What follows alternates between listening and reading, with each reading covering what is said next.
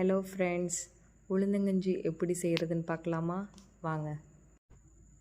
ஒரு 5 ஸ்பூன் உளுந்து எடுத்துக்கோங்க, 2 ஸ்பூன் அரிசி எடுத்துக்கோங்க. லைட்டாக கலர் சேஞ்ச் ஆகிற வரைக்கும் லைட்டாக ஃப்ரை பண்ணி எடுத்துக்கோங்க.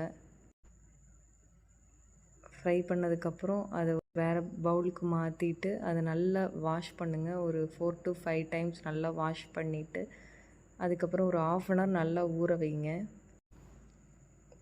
ஊற வச்ச அரிசி உளுந்தையும் தண்ணி ஊற்றி நல்லா கிரைண்ட் பண்ணி வச்சுக்கோங்க.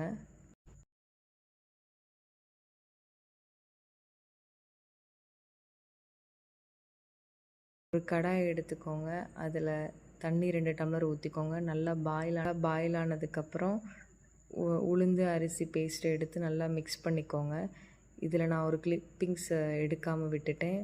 தேங்காய் பால் வந்துட்டு ஒரு 1/2 கப் தேங்காய் துருவல் எடுத்து நல்லா கிரைண்ட் பண்ணி ஒரு டம்ளர் ஃபுல்லாக தேங்காய் பால் எடுத்து வச்சுக்கோங்க. நல்லா பாயில் ஆனதுக்கப்புறம் இதில் வெல்லம் 1 கப்பு போட்டுக்கோங்க. அதோட 4 ஏலக்காய் கிள்ளி சேர்த்துக்கிட்டேன்.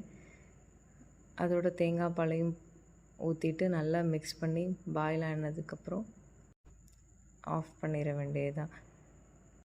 சுவையான உளுந்தங்கஞ்சி ரெடி ஆயிடுச்சு.